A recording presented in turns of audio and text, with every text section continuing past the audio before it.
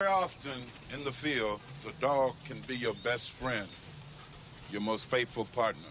Oh, I love dogs, and they love me. Hi, boy, hi. Hi. First, out. Thanks. It is important to develop the master-dog relationship. If you show any fear, the dog will not respect you. Sweet Chuck?